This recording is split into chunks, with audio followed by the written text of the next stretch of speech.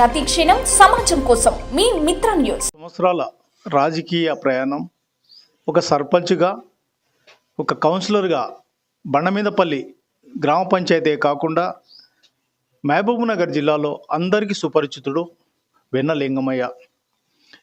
ప్రజలకు పిలిస్తే పలికే ఒక నాయకునిగా, ఒక అన్నగా, అందరికీ ఆపద్బాంధవుగా ఉన్న లింగమయ్య నేడు రాజకీయ ప్రయాణంలో కొంత విరామం తీసుకోవడమే కాకుండా నేడు కీలకంగా రాబోతున్నారు. గత ప్రభుత్వాలలో ఎంతో నష్టపోయామని, ఎన్నో అవమానాలు భరించామని, నేడు కాంగ్రెస్ పార్టీ ప్రజాపాలన రాబోతుంది, అందరం కలిసి ఈరోజు పార్టీని గెలిపించుకున్నామని చెబుతున్నారు. అసలు వీరి ప్రయాణంలో అసలు ఏం జరిగింది, ఇప్పుడు చేయే ప్రయాణం ఏ విధంగా ఉండబోతుందో తెలుసుకునే ప్రయత్నం చేద్దాము. అన్నగారు నమస్తే. నమస్తే. మీరు బండమీదపల్లి గ్రామ పంచాయతీ కాకుండా జిల్లా వ్యాప్తంగా కూడా వెన్న లింగమయ్య అంటే అందరికీ సుపరిచితుడు.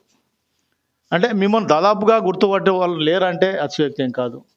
నేడు మీ ప్రయాణం ఏ విధంగా జరగబోతుంది?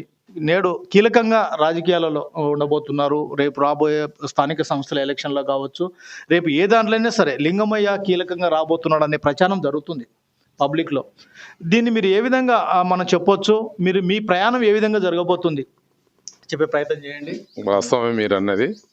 ఈరోజు ముఖ్యంగా మా వార్డు ప్రజలు అయితే, అన్నా నువ్వు ఎందుకు నిలబడబోతే పోయిన ఎలక్షన్లో, ఈరోజు మేము నరకాన్ని చూస్తున్నాం.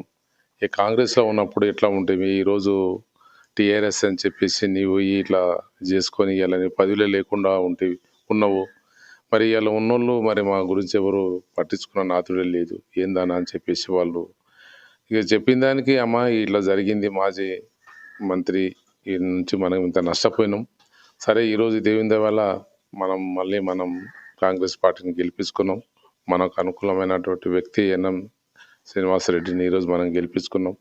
కాంగ్రెస్ గవర్నమెంట్ వచ్చింది, మీరేం భయపడే అవసరం లేదు. పదవి ఉన్నా లేకున్నా ఈరోజు మన ప్రభుత్వం వచ్చింది కాబట్టి మీరు యథార్థంగా ఉండండి.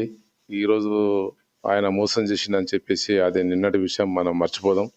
ఈరోజు నిన్న కాదు, ఈరోజు రేపు ఏం చేసుకోవాలనేది మనం ఆలోచన చేసి ఈరోజు ఎన్నమన్న దగ్గర కూడా మేము ఒకటే చెప్తున్నాం, అన్నా మేము ఈరోజు నమ్మకంతోన ఈరోజు ఎలాంటివి ఆశించకుండా నీవు రావాలని చెప్పేసి, ధర్మం నీ అందులో ఉంది, ధర్మాన్ని కాపాడతావని చెప్పేసి నమ్మి ఈరోజు ప్రజలందరూ నిన్ను పెద్ద మొత్తం భారీ మెజార్టీతో గెలిపించుకున్నావు.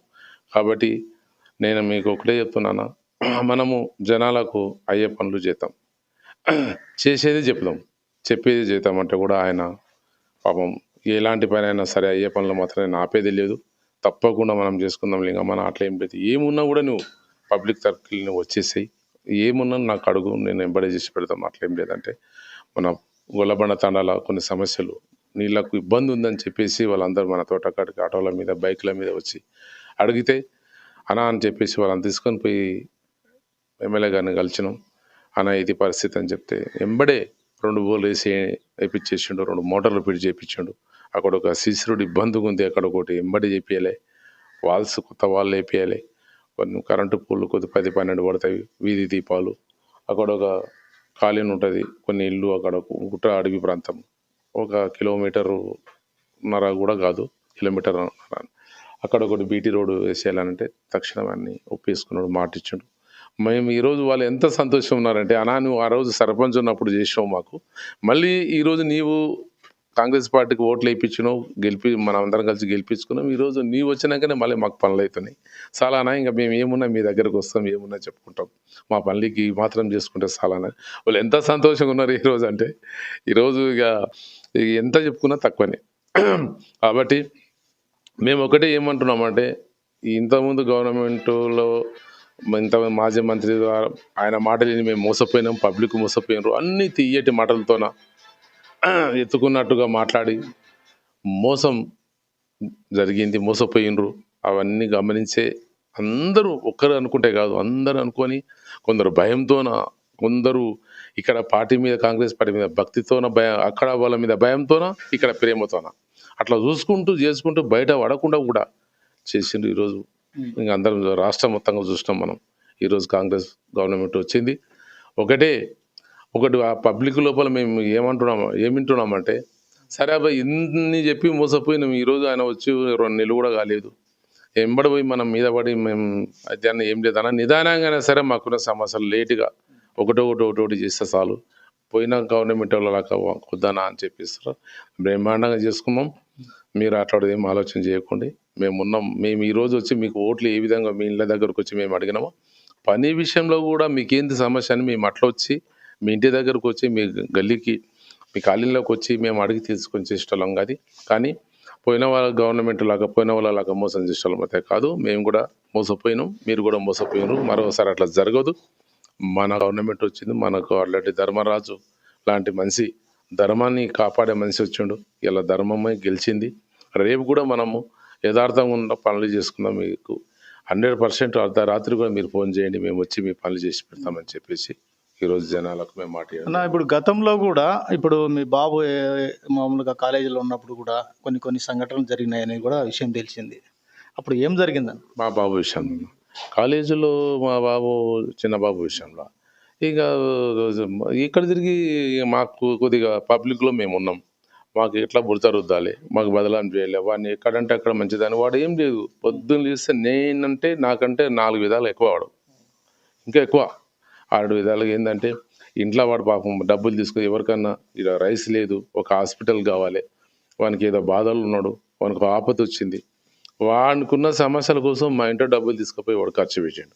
వాడు ఒకరితో తినేవాడు కాదు, ఒకరితో తాగేవాడు కాదు, వాడు ఉల్టా ఖర్చు పెట్టే మనిషి.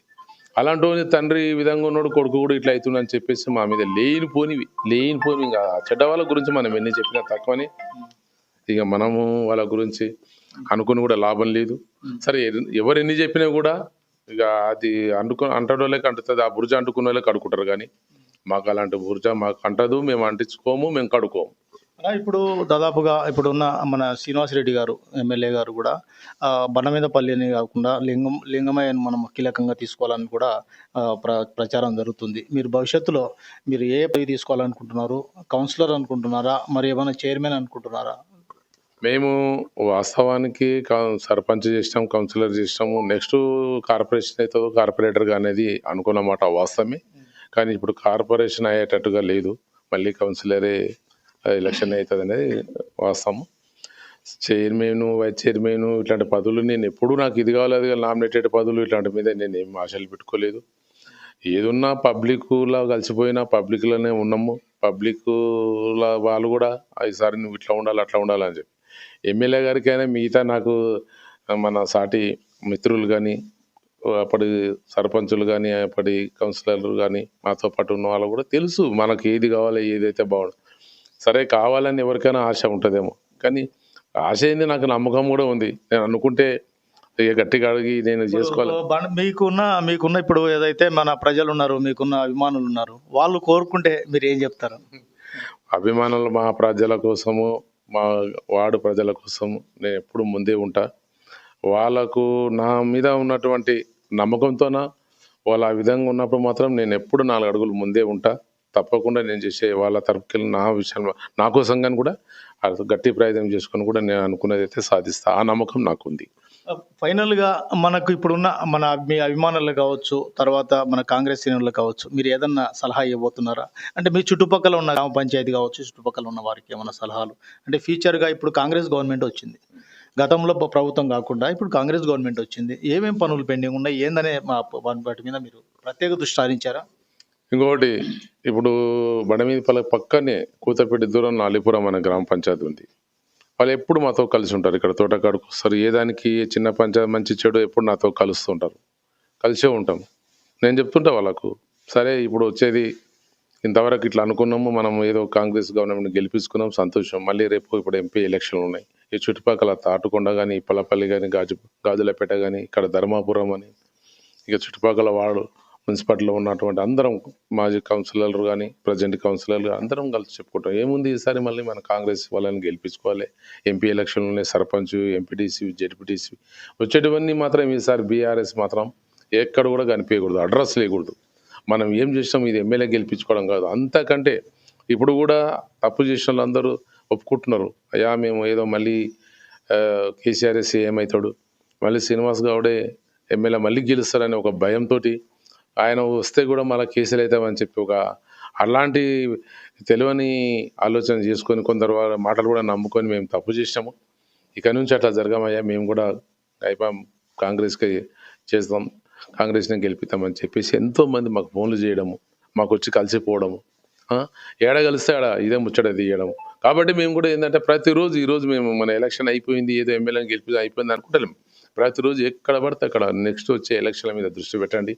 మనం ఈసారి కాంగ్రెస్ని గెలిపించుకోలే, పూర్తి స్థాయిలో మొత్తం మనం అన్ని పదవులు కూడా ఎలాంటి పదవైనా సరే మన కాంగ్రెస్లో మనం ఉండాలి.